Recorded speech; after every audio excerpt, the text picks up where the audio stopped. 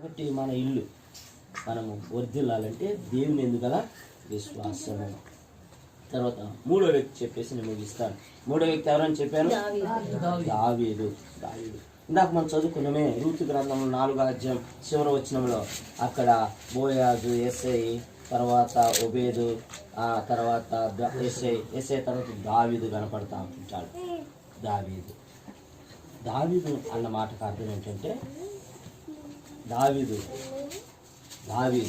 దేవుడికి ఎంతో ఇష్టడు, లేదంటే దావీదు దేవుని ఇష్టానుసారంగా, లేదంటే దేవునికి ప్రీతికరంగా ఉండేవాడని అర్థం, లేదంటే అలాగ చేశాడని ఉంది వాక్యంలో.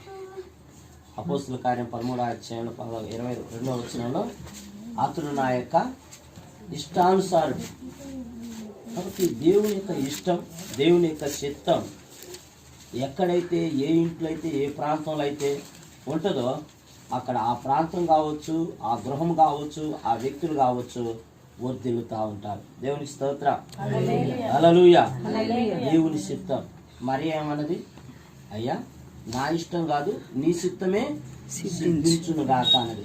దయాప్రాప్తురాల నీకు శుభం అని దేవుని తోటి వచ్చినప్పుడు ఇవన్నీ ఎవరిని చెప్పిన తర్వాత ఆ లాస్ట్ ఆమె ఏమన్నది? నీ చిత్తమే సిద్ధించును గాక, మీ కోరికే, మీ ఇష్టమే, మీ చిత్తమే అని ప్రభు చిత్తానికి ఒప్పుకుంది. దావీదు కూడా చేసింది అదే. ప్రభు చిత్తానికి ఒప్పుకున్నాడు, ప్రభు ఇష్టానుసారంగా జీవించాడు, ప్రభు చిత్తానుసారంగా జీవించాడు. అందుకనే ఆయన ఇల్లు వర్ధిల్లింది, ఆయన ప్రాంతం వర్ధిల్లింది, ఆయన పని వర్ధిల్లింది, ఆయన యొక్క కీర్తి నలుమూలన విస్తరించింది. ఆయన గురించి బైబిల్లో ఒక మాట ఉన్నది, చూడండి. 2వ సమూయేలు గ్రంథము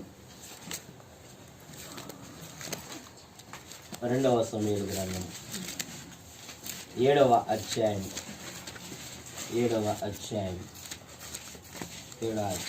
మొదట తీసిన వాళ్ళు చదవండి, మా మధ్యలో వాళ్ళు దూరద్దు.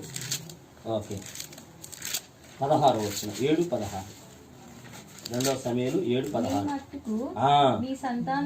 నీ మట్టుకు నీ సంతానము